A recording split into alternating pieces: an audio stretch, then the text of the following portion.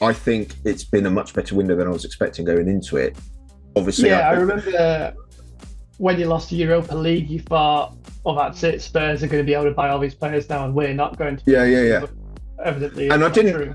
I didn't think on the face of it that was necessarily a bad thing in and of itself, because we wouldn't be able to buy top tier talent, but we could build slowly, which is what I've been wanting to see us do. Hi everyone, welcome back to another episode of Watch More Football. This is the one where we talk about what's coming next in the Premier League. If you want to check out what we thought of the last set of games, that video is already up there on the channel. I'm Cam, that's Ryan and Dave, and we also have producer Kim here as well.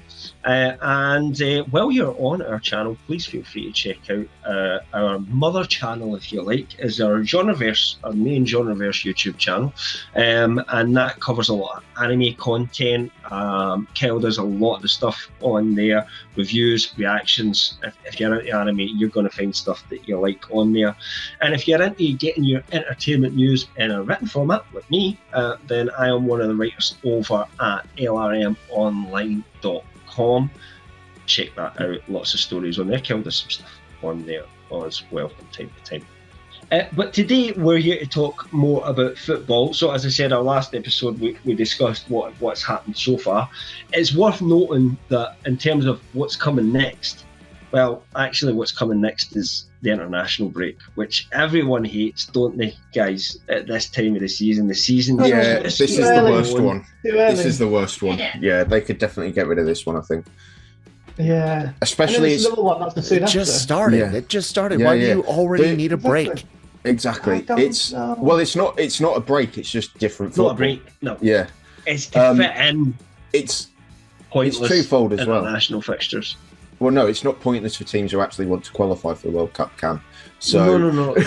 What I mean, no. Sorry, I'll correct myself slightly there. If there would be enough room for those games if they cut out the pointless friendly stuff. Yeah. You know, they wouldn't have to have this one if they hadn't have them. But I think the frustration is twofold, because it's one, the season's just starting to take shape. Obviously, we spoke in the last episode about the Arsenal-Liverpool game and sort of the first marker going at it and in the title race, and then none of that matters for 2 weeks. But also, you've just had transfer deadline day yesterday as we record, and nobody gets to see their shiny new toys play unless they want to get a dodgy stream from Colombia to watch some and South given that American we're World the Cup Premier qualifying. League, most of our players are internationals, so they're all going away instead of joining their new teammates and training. They're all off all over the world. Then they come back injured, so we don't even play anyway. Yeah. Exactly. It's just such bad timing. And I've heard, like, it's not just us that complain about that. I've heard of lots of fans in the UK that we see that hate it. And a lot of the media and the punditry, they hate this one anyway. But anyway, I guess that's what's coming next. So we'll probably have a break next week, and then we'll be back the week after to discuss the actual stuff that we're going to predict and get into this week. But I guess our main topic of conversation today is, as Ryan said, is the transfer window has shut. It's over. There are some transfer windows in the world still open, so English teams are able to sell players still to some of these leagues. But there's and Saudi no Arabia, incomings now. But Saudi Arabia. I think there might be a few other ones, but those will be the ones that can afford them. Will actually buy players. Yeah, because I've seen stories today, and again, this is Tuesday the 2nd that we're recording. It's going out a few days later, but Ajax have been trying to sign players today still, so I guess the Dutch window is still open. God knows what the Americans do for their window, but most teams. It's a different system in America completely, isn't it? Because you have to register with the league, and then the league. I don't understand. Yeah, it's weird. I don't understand it. It's weird. Yeah, it's different. But so I guess review the transfer window. Let's have a look at some teams. We won't look at them all because some didn't do a massive amount of business really, and a lot of teams did do a massive amount of business. So we'll maybe focus a little bit more on them. Kel will bring up an interesting image here, which actually shows the kind of, what's the word I'm looking for? The transfer window in terms of the spend each club had. and also their sales, and then what their overall net spend was. So that's how much they really spent or how much money they really made in sales. So I guess we should probably just start at the top of that list, guys, which is Arsenal, Rich's team, and Kel's adoptive team, because they have a gun in their logo. It's no other reason. Big gun. So who wants to start? Window. Yeah, I think it's been a good one for them, to be honest. I don't think there was necessarily many players that they needed to get rid of. But there's gaps that they've plugged. They've got Zubimendi in, who obviously they basically had him signed for a year anyway. That really allows Rice to be a bit more free and get forward a bit more. I think he's a better player than Thomas Partey, and it's good that Thomas Partey is no longer at that club for reasons. And they also got that you would say about a 30-year-old plus Premier League footballer. Yes, but other reasons as well. And they got Christian Nørgaard in for a bit of cover there. Obviously, they got very good there. Yeah, they got Gyökeres, who's the big number 9 that everyone was saying Arsenal needed to sign. They got Noni Madueke, who's looked good as depth cover on the wing, and that's been a problem for them. And then they got Eberechi Eze right at the death for a bit of stardust, but also because it's Mikel Arteta, they signed a couple of centre backs as well because they had to. It showed at the end. Yeah, it was necessary. I think they've had a great window. Yeah, I think they've bought in some really good and important areas for Arsenal. I feel like they don't really have an excuses this season to not push the title to the very end. I said that I think they've got the strongest squad on paper this year, Arsenal. And it's all about just finding that sort of bit of something that can push them over the line, basically, and just finding a way of playing with it, a first 11 and making sure that the next guy that come in does the job to keep that going. Especially good window. Good window for Arsenal. Yeah, very good window. Despite obviously they never sold many players, but that happens. They obviously weren't in a position where they had to make sales. So I think they'll probably be, because obviously they, like I said, Partey and Jorginho both left at the end of their contracts. I think Tomiyasu did as well. They've loaned out Zinchenko and Kivior, and Kivior's got an option to buy. Maybe they could have found somewhere for Trossard to go, because he's maybe surplus to requirements. I think the big one as well. Maybe think, but the big one as well, if they're looking at it from an accounting perspective, and I don't think that's the be-all and end-all for a team like Arsenal trying to win the league, but Gabriel Jesus is still there, and he's not going to get a look in this season, and he'll be costing a lot of money, I think. So that's maybe the big one where possibly they could have found a solution there. It depends. He might show up for cup games like League Cup and FA Cup, maybe. I don't know. Yeah, I mean, Arsenal need to try and win trophies, so they need to be looking to try and win those cups. They can't begin it in the quarterfinals and the semi-finals again. Both not with that squad. They have a big enough squad that they should be able to cope. I know they had a lot of injuries last year, but I think Arteta's at the point, even if he doesn't get the one he wants, which is the league title, I don't think the Champions League winner quality. I could be wrong. So I think he needs to at least pick up one or two of the cups. I mean, obviously he got a couple of FA Cups at the start of his tenure, but he definitely needs to be some fruit from this season, I think. In at least we shall move on to Liverpool, who definitely had the busiest summer, the biggest kind of switch around. 228 million. This is euros, by the way. That little image we've got in is, so not pounds, but it looks like sterling. It looks like pounds to me. That's my bad eyesight. So it is actually sterling. They sold 228 million worth of players, but they spent a staggering 446 million on players this summer. To list a few, they got Kerkez, Frimpong, Ekitike, Watts, Isaac, and Leone, the young Italian centre back as well. And Leone. Yeah, and obviously they were gonna drop 35 million on Mark Gay as well on top of all that. So they were, and they wanted to, and it fell through last minute on deadline day because of. You can talk about net spend, and their net spend is still, I would say, quite a high.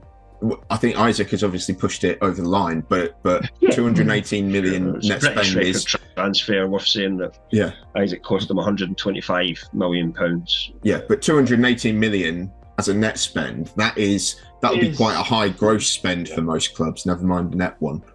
But I think, the main thing is they won the title at basically a canter last season in the end, and they've changed half the team now. So. It's interesting because we don't see that always work, does it? Yeah.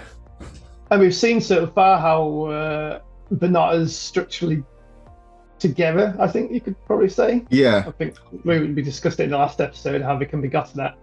So I think that's going to be possible. The two fullbacks, because Frimpong's injured already. Yeah. So that's not a good sign. And Kerkez hasn't. I think he'll not looked good at all, has he? He was a bit better against Arsenal. I think he had a good tussle with Madueke. It was a different kind of game. Yeah. Yeah. But yeah, go on. I mean, we have to rate it as a good window, though. Some people are saying like the greatest window of all time, and which is just ridiculous to me. Well, at the moment, it could turn it to be that. But I think for breaking the transfer record, the British transfer record twice in a window, they've got sort of top. They brought in top class options in every position as well, I think, and it's. On the face of it as well, a signing like Florian Wirtz, there's a lot talked about the money that's in the Premier League, but I don't think it's very rare still for a Premier League club to get that absolute top tier target like Florian Wirtz. They normally end up, he's supposed to have ended up at Bayern. Real Madrid would have got him. Barcelona would have got him. It's very rare for an English club to get that top 0.1% player, I think. So I think that was the interesting one because that sort of came out of nowhere. Well either, but he's a young player. Give the guy time. The Premier League's tough. It doesn't take everybody 2 minutes to start in the Premier League. So, but they've also brought in quite a lot of Premier League experience as well. Like Kerkez does have it. Isaac obviously has been one of the best strikers in the last few years. Most people would probably say pound for pound, maybe the most complete number 9 in the Premier League. So they've picked him up. And I think where they haven't picked up for the Premier League, a lot of talent as well. But I think they really would have wished they'd get Guehi over the line. They're a bit maybe short at the back. But. Yeah. Well, obviously you've got Konate is out of contract at the end of the season. You've got Van Dijk, who is getting on a bit now, and obviously he's only just signed a contract extension, but they've both obviously had their injury problems in the past, and they look shaky as it is. If they lose either one of them to a long-term injury, I think they're in a bit of trouble defensively. To be fair, and what I will say, there's nothing to say Liverpool couldn't say, look, we want to do this January the 1st, won't be the same price, but we want them in January the 1st, so you start going and finding a replacement now that you can pick in January. And Palace would have to do that, because if they don't, Guehi walks away for nothing and Palace don't get a single penny at the end of the season, and Liverpool can just say, here's your contract. Thanks the only wrinkle in that is that I think it was a consideration for Guehi in the summer, but in January it's going to be more of a wrinkle, is that Guehi needs to be playing every week to get into the England squad, because he's already, I don't think he's top of Tuchel's list so far. If he's not a first choice up to that point, no. Yeah, but if he's not in the squad, and Liverpool need him. That's what I'm thinking. If Liverpool need him, because they have got an injury or something. But it'll be a big if as to, are Liverpool in a place where Mark Gay can come in and start every week? I don't see that at the minute, and in January it's just that much more focused with the World Cup on the horizon. Probably the most talked about window of any club will be Liverpool's this year. Everybody thinks they're going to win the title. We'll see. Man United, you've had nobody expected you to spend this much this window. Your net spends 170 million, which is I think you'd have hoped to get a bit more sold. I mean, I think from where we were at the end of last season, losing the Europa League final and therefore not having any European football, with Jim Ratcliffe putting his cap out, asking for some pennies, basically saying we're skint. I think it's been a much better window than I was expecting going into it. Obviously, I remember when you lost the Europa League, you thought, "Oh, that's it. Spurs are going to be able to buy all these players now, and we're not going to." Yeah. Evidently, and I didn't think on the face of it that was necessarily a bad thing in and of itself, because we wouldn't be able to buy top tier talent, but we could build slowly, which is what I've been wanting to see us do. People that want to come to take the to the next and level, grow them, rather than looking for the destination. And we'd need to grow them rather than just say, right, you've got to come in. But I think what's happened is Ratcliffe's looked at the reality of it and said, however long that process takes, the teams who are already there are going to be that much further ahead. So I think he's tried to throw the kitchen sink at it to make sure that it's only one season out of Europe. And whether that works or not, I think is still up for debate. But that's what he's tried to do. It goes back to the point we had in our previous episode where we were talking about, how long will Amarim get? And for me, if it looks like Man United aren't going to make Europe, they need to make a change, because I don't think they can afford to not even make Europa League or Conference this year. But I mean, the start of the window, we obviously got Cunha through the door really early doors, because we had, he had his release clause.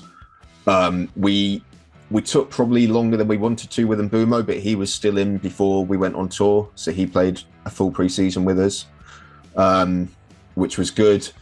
And then the surprising one for me was Benjamin Sesko. I thought we needed a striker, but I thought we needed an experienced one to take the pressure off of Højlund. And it's basically, we've gone, Højlund's not it, but we're going to try a similar strategy and try similar money. And I just, the fact that we've managed to get him ahead of Newcastle, where there was a clear number one spot for him at Newcastle as well, and a clear coach who can develop a player at Newcastle. He's not really been the main person. He's been eased into it, but he has shown very similar issues to Højlund in that he's just not getting himself into the positions to.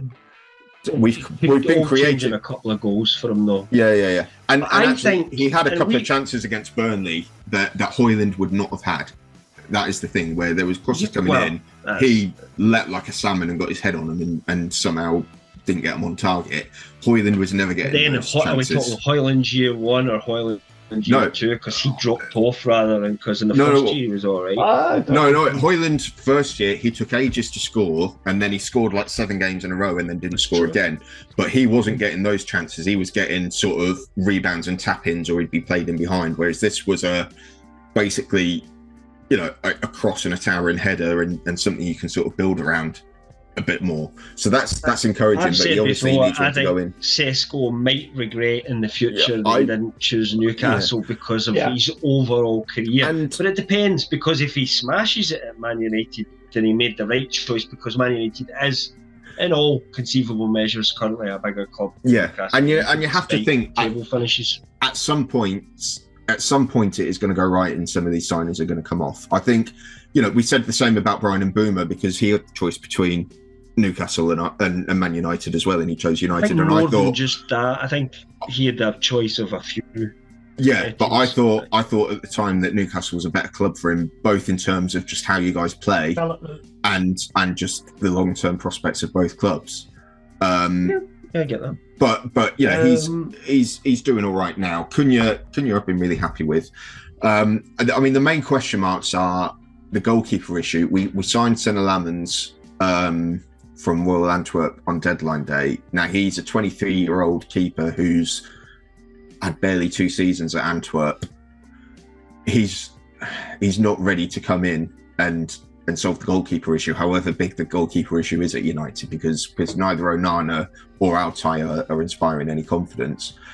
I think the more important thing with the goalkeeper issue is, I do think the defenders need to help the goalkeepers out a bit, particularly on set pieces. They need to be doing more to protect the goalkeeper and stopping that physicality being a problem. And I don't think that happens, which is why the goalkeeper ends up being the fall guy on that. And then, ideally, in a dream window, we would have signed Carlos Belliva, but couldn't quite afford it this year. But hopefully we've laid the groundwork and we can get him next season because he would be a fantastic player for us. So I would say, correct me if I'm wrong, Dave, that we would all agree it was a good window at this point. I think it was a good window. I think it was a good window. And if you look back to our predictions for the league, I think a lot of us put Man United as being quite high in the table. So I think we put United in the European spots. Yeah, in the European spots. Yeah. The flip side of that is as well. There were outgoings that absolutely had to happen this summer, and I would say the only one that didn't happen was Tyrone Malacia. Everybody else went, and I think we got basically as good a deal as we could have got for all of them. So Rashford's gone to Barcelona on loan with a decent option to buy. Højlund's gone to Napoli on loan with a decent option to buy. Garnacho, I mean, maybe in an ideal world we get a bit more for him. Yeah, probably. But that hasn't happened for obvious reasons. Anthony, we finally managed to get him off to Betis, and then Sancho, he's going to see out the last year of his contract at Villa, and then he's no longer our problem. So I don't, the sold column shows £60 million out. That is that's Garnacho and Anthony, but there's another £80 million in buy clauses on Rashford and Højlund on top of that potentially we could realise, and we've got quite a few sell-on clauses coming for Alanga, for Alvaro Carreras, and Maxi Oladele as well. So I think we're getting better at that side of things, which has been a big problem. We'll see how it goes and we'll judge it at the end, as always. Moving on, I think the two that we'll probably cover in a bit more detail for here would be Chelsea and Newcastle for obvious reasons, and then maybe just a quick run through some select other ones that will just give a good window, bad window, a couple of points of view just to kind of move it along. So Dave, what's your opinions on Chelsea's window? It's unusual for you because you're in the green column. It's very unusual. I don't know what to do. Because we made most of our signings either 2 years ago or before the Club World Cup. So we've seen our players in action already for quite a few months. The only player we bought after the Club World Cup was Garnacho. Was rumours we were going to get Xavi, but I think we needed to sell Jackson to enable that to happen, and it just never did.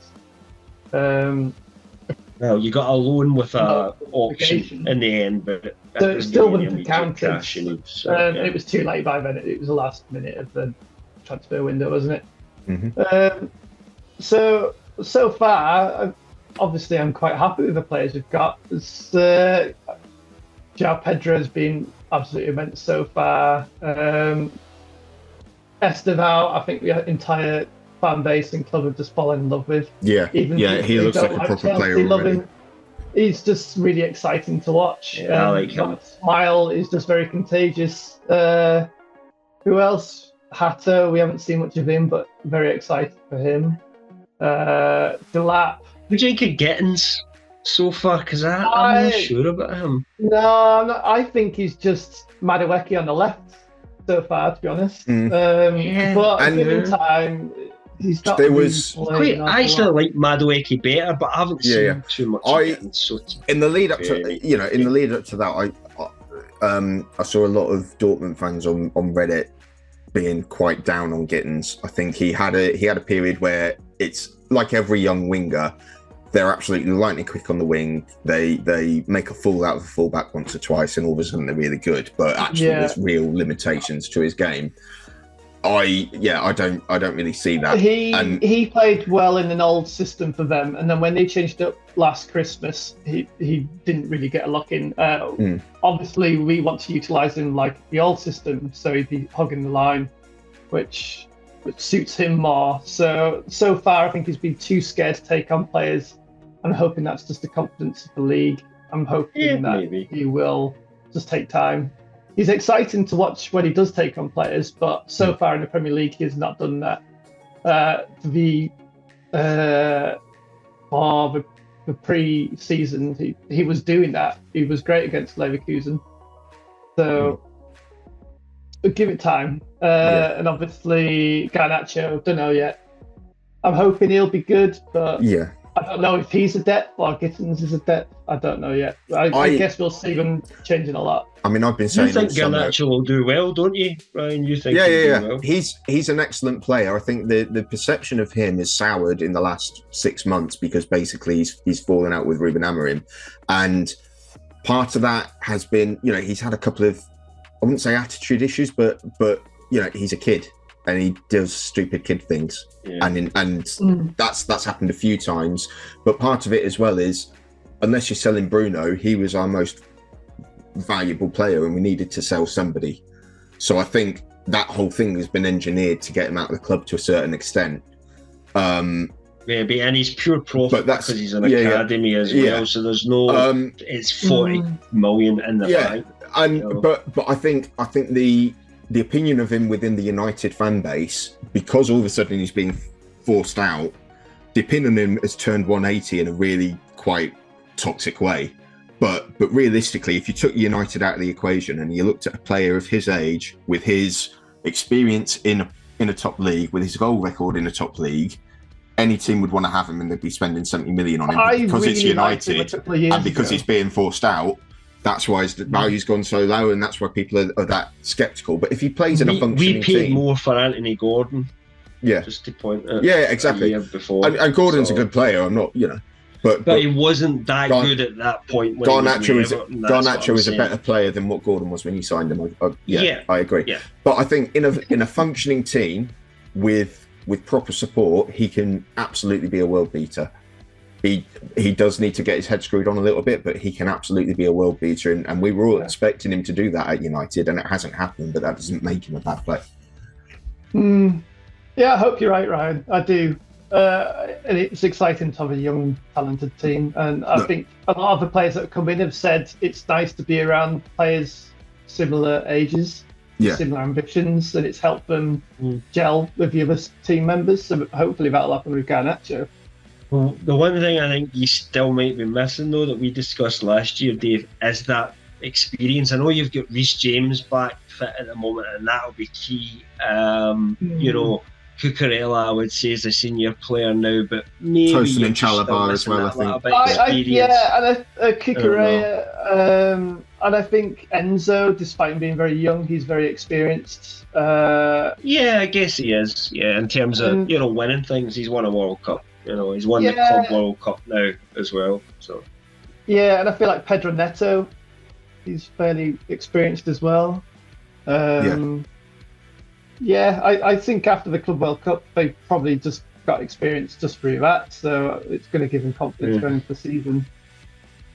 And I don't think you can argue that you've had a bad window or you have had a good window because your window helped you win the Club World Cup. So, actually, you've already won something. I think the main indicator is obviously they spent a lot of money on João Pedro. Well, they spent a decent amount of money on João Pedro, and he's come in and just done the business from day one. That's the biggest sort of... As we're going to talk about later in this episode, I think the price for him was very good. I will point out another player as well, Sugo, has come in, and he's looked very good from when he's been playing. So it makes me feel a bit better for Caicedo to get some rest, or if something happens to him, so that's some relief itself. Yeah. I mean, one thing I think before to end on Chelsea, I guess, is it wouldn't be a Chelsea window without some mad drama, and obviously the end of the transfer window was overshadowed by Nicholas Jackson agreeing to go to Bayern Munich, landing in Germany, Liam Delap doing his hamstring, and then just all hell breaks loose and Chelsea panic and go, oh shit, we need a backup striker. We called 2 players, because we brought back Gaio and Jackson, and I didn't know what on earth was happening. I don't know if the club knew what was happening. I don't know if they just hit the panic button and just recalled everyone, or they had a plan, because obviously they sold Jackson, obligation for a lot of money. So and it's been clear all summer that Jackson's been replaced because you've got Pedro and you've got Delap. And from the outside looking in, I think it's just absolute chaos, poor planning, quite bad professionalism from Chelsea to try and pull the Jackson deal at that stage. Yeah, how much of it is that, or how much of it is right? We've had an injury; it's annoying. What opportunities can we exploit in the market to cover ourselves? Because like I said, if Delap had injured himself first game back after the international break, you'd be screwed. You wouldn't have been able to recall anyone or whatever. Exactly, And so that points to poor squad planning, in my mind. If that is that big a deal, because we just thought Pedro and Delap were going to be our strikers, but because Palmer's out, Pedro is playing back as a 10. So we don't know how long Palmer's going to be out for, but by the looks of things, I think that Pedro is going to be playing behind the strikers rather than being a striker himself. Yeah. I still think he's your best option at striker. Wherever you put him, he looks great so far, so I'm happy with another thing get Simone in, and Simone could have played in the 10, and that would have pushed Pedro back he would have up, taken a lot of relief. But Estevao is also a 10, but then we need more cover on the right. And I guess if you look at it ended up Chelsea got a better deal the second time round. Just ridiculous. Exactly what we wanted. It was a bit tight. I did like that Mark Guéhi did a farewell post to Sunderland when he'd been there he'd been there for like 27 days or something like that. Yeah. He put out a better farewell message than Mount gave us. Yeah, he's a proper Mackham now, so yeah.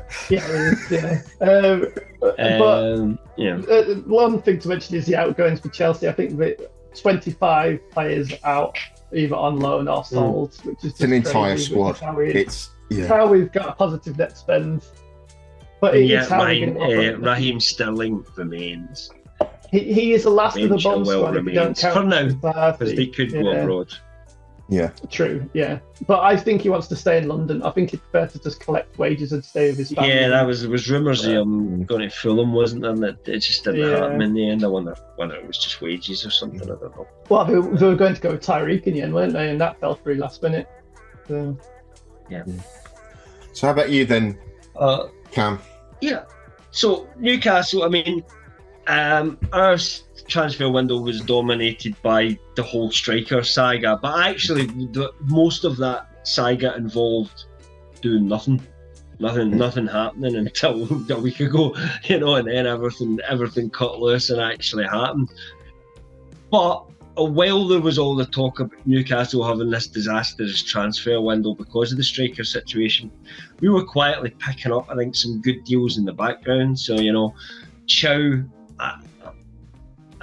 I wasn't that keen on him, but I trust the management. If that's they could have went for other players around about the same price, but they didn't. They chose him, so fair enough. Yeah, I think he's. I think he's just seen anything yet. He's a cheap no-frills squad player, although. Yeah. No, I think the idea is he takes over from Shah. I think Eddie Howe really likes him, but I don't think I think he needs a bit of coaching. We'll see. Yeah. But we also picked up Ramsdale, which again wasn't the keeper we wanted, but it's still a good keeper to have. We've got two decent, former England international keepers. So, we picked up Jacob Ramsey, which was the only real sale that Villa made this year. So when we look in the Villa column, that's basically the Jacob Ramsey money. Aston Villa didn't want to sell him. And then I think the main part of what we had done earlier in the window was we had picked up our right winger in Alanga from Nottingham Forest, which was a good bit of business, and it was a position we were really short of last year. So what we've really been doing is that was like a raise the ceiling signing, Alanga. The rest of them were a raise the floor signing. And if we had kept Isaac and added a Wilson replacement, we would have raised the ceiling slightly and raised the floor. But I think because we've lost a world-class striker and we've bought two strikers instead, I think Wissa is very, very good. I don't think he's at Isaac's level, though, and I think he'll be the main man initially.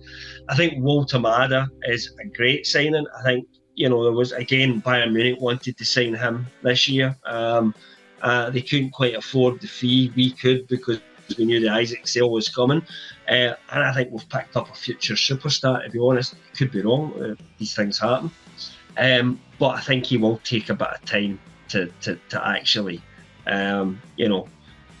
adjust. Be a Premier League player. I think he'll be behind Wissett to begin with, or they'll play him in the 10. I don't see him starting next week. I think Wissett will start next game, for example. But, I could be wrong. So that's how I would rate our window. We've raised the floor dramatically, and the ceiling's maybe dropped just a tiny little bit. Yeah. So I think we've got the fifth best squad in the league.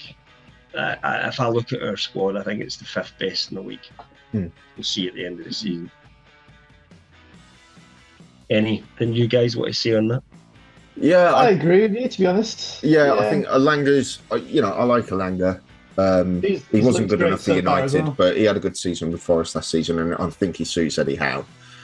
Jacob Ramsey's an interesting one.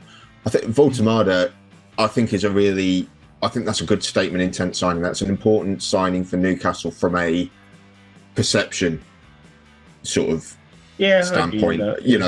Because the whole thing about the Isak transfer, he's a known quantity. Yeah. Well, no, but the whole thing about the Isak transfer, beyond losing your best player, it's Newcastle is still that second tier club that sell up to the big boys because, Voltemada is somebody that basically Bayern was saying, we're going to sign him, he's our player, and for whatever reason they didn't. To then go and get him. Respect Stuttgart a little bit for that, because normally what we see in Germany is they just bend over and say, take whatever you want, Bayern. I actually respect that they were like, we really don't want to sell Bayern. German fans can't understand it, and I'm like, that's rivalry. But I don't think it was even. You don't have enough of that. I don't think it was even that, because what baffles me about it was 2 weeks ago, they played each other in the German Super Cup, their version of Charity Shield, and Stuttgart basically said, if you don't sign him before this game, you're not signing him. That says to me that they want him for the season. They want to be able to plan for him in the season. And then 2 weeks later, Newcastle of all teams come in with an offer for him, which wasn't a ridiculous offer. It wasn't any more than what Bayern were offering. And that he makes the move. But as you think, in Voltemada's position, he could wait a year and still get a move to Bayern. To be fair. Yeah. But it wasn't. And, I like the fact that he said that, once he spoke to the club, he was really, excited and wanted to come there. And I think he sees a coach that will develop him. But I think a good player. That's why it's important, is that a player that could just sit on his hands for a year and wait for Bayern to come in for him again has been convinced to come to Newcastle instead and make it work. I think that's a really important one in terms of and there's nothing to say he can't still go to Bayern later. When he's coming to the end of his contract, he could be saying, I fancy Bayern, as long as he doesn't put the Isaac situation and throw his toys at the pram, but just says, look to replace me next year because I'm going to do this. They could still pick him up if he fancies that. I want to play for Bayern, which a lot of German tier players do. But he could also, at that point, if he performs well, he could have your Liverpools or your Arsenals or your Man Uniteds looking at him, and that would be a bit more controversial. Or he could have Barcelona, Real Madrid looking at him. Who knows? But that's me putting too much in his shoulders. Yeah, I do think the only thing is obviously because of the nature of it and because it was deadline day and everything else, the fee for Visser is a bit steep for where he is in his career. He's a good player. I think he'll do a really good job for you. 29 tomorrow. Yeah, he's not a £55 million player, I don't think. So, but he is for Brentford. He's that valuable for Brentford. I don't think he's that valuable for Newcastle. They didn't get it. I mean, it's worth talking about Brentford because I do worry about them just slightly as a wee offshoot here because they didn't get a replacement in for him. No. They still let him go. They did replace Mbeumo, but they've lost. I do worry about them this year. Yeah, they don't look convincing. I know they got that win against Villa, but then Villa, which we might go over, haven't been good this season either. The other two games are just, they are lacking that Thomas Frankness, aren't they? Yeah, and let's just jump straight into Villa because we're kind of looking to just move them a little bit further along. So Villa, are paying for spending too much in previous windows at the moment, and you can have, my feelings in PSR. Yeah, like it either. Yeah, but it's. I mean, system. on this one, I think it's a fair cop because last season, 95% of the money that was coming into the club was going on player wages, and that's not sustainable at all. It doesn't matter how that's not a way that you want to be running any sort of organisation. Yeah, they gambled on getting Champions League again, and they did. And if they got the Champions League, they wouldn't have to sell Ramsey, and they still and they bottled it last game, and but obviously they've left it late, but they've signed Jadon Sancho on loan. They're covering 8% of his wages. It remains to be seen whether they'll get a tune out of him. The better one, I think, for them is they've got Harvey Elliott on loan from Liverpool with an option. Yeah, so that is a really good one. And it's an option, and I think that will be a good signing for them if they can fit them in. But then, on the flip side, there was an acceptance at the end of last season that Emi Martinez was going to leave the club. And obviously United were looking at him as a backup if the Lambs deal didn't come through. Mm-hmm. He's he didn't end up getting a move. It doesn't look like he's going to go to Turkey. He might go to Saudi, but nobody's been linked with him. But in the meantime, Villa have Marco Bizot. I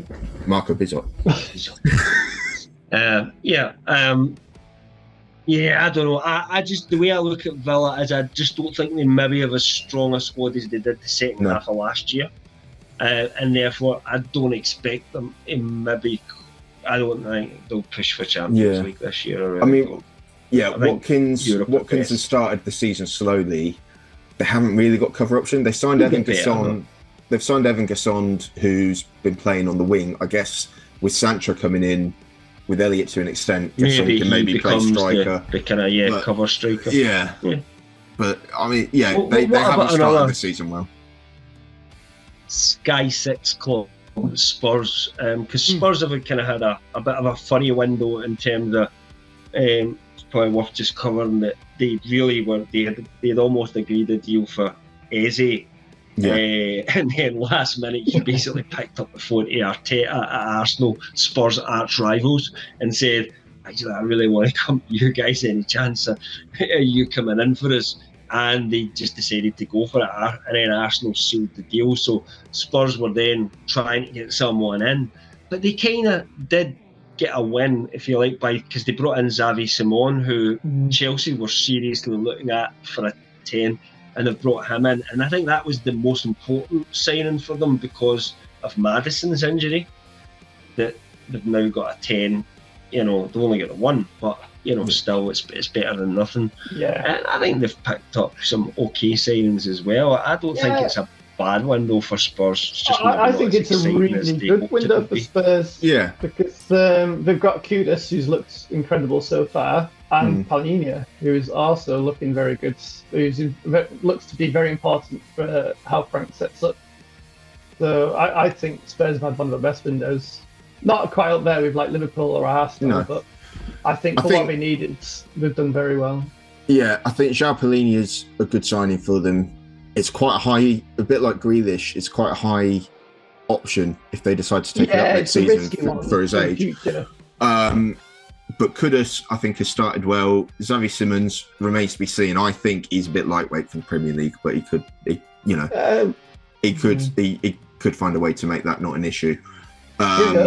And then Kolo Muani on loan's an interesting one. If he's good enough, he'll be fine. Yeah. Any other kind of windows that you want to kind of point out, especially at this I don't point? want to go into too much depth, but I want to give a shout out to Sunderland, who have gone for a bit of a Moneyball approach. They signed a load of really young players, but they've married that with just some absolutely insane signings as well. They've signed some middling mid-2010s. Was still playing. Yeah, so they signed Bertrand Traore, who's a name I've not heard in a very long time. They signed Arthur Masuaku, who, again, was a Premier League player 7-8 years ago, but wasn't a very good one then, and he's 7 or 8 years older now. They signed Granit Xhaka, which I think is an interesting one. I think. Yeah, I like that one.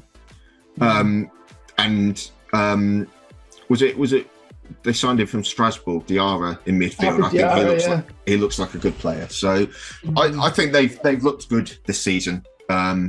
So yeah, I think they'll struggle financially if they go back down. Actually, yeah. I don't care too much about someone because they're one of our big rivals, but I think I'd like to see them. I think we just need to see one team stay up this year. That's what we need. It's not a good look for the Premier League, is it? Yeah. The other one is Wolves have spent £105 million this summer. I can't think of a single player they've signed. I don't know. I don't know any of them. Is that the Strand Larsen? Strand Larsen is the main part of that you've got to remember. And the other ones, so it's 10 million here, 10 million there. They're not, they've done okay with these, but they're not like, they don't have quite as good a record as like Brentford, Bournemouth, Brighton for picking up players that are always winning with them. Wolves have also bought some players that haven't hit.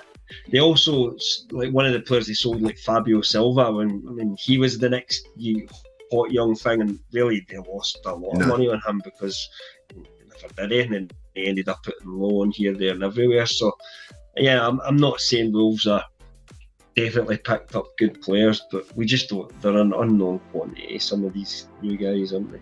Yeah. Will we wrap it up there? Is that enough for us to cover how we think the kind of transfers went? Most of the money was all spent by the biggest clubs, as you would imagine. Yeah, I think that's. I haven't got really much more. What we might do then is, like, it might be good for like next week. We said we probably wouldn't do a show next week, but maybe what we'll do in our next episode that we do, which would be, during the international break, is we'll discuss a little bit our predictions for the next game week that's coming up, so it's a bit fresher, and also talk about some of what we think are our signings of the season, who'll be the player of the season, top scorers, and all that sort of stuff. Does that sound like a plan? Yeah, up for that. Okay. All right then. Well, look. Again, you're watching us on the Genreverse Sports YouTube. Give us a like, subscribe if you like what you see. Our previous episode is already on there for you to watch, as I said. And we will be back with our next one to discuss what I've just said there. While you're on here, why not try the Genreverse YouTube channel? And if you're looking for something to read, catch up on your entertainment news, try lrmonline.com as well. Other than that, all it's left to say is thanks for watching, and see you next time. All right, bye bye. See you later, guys.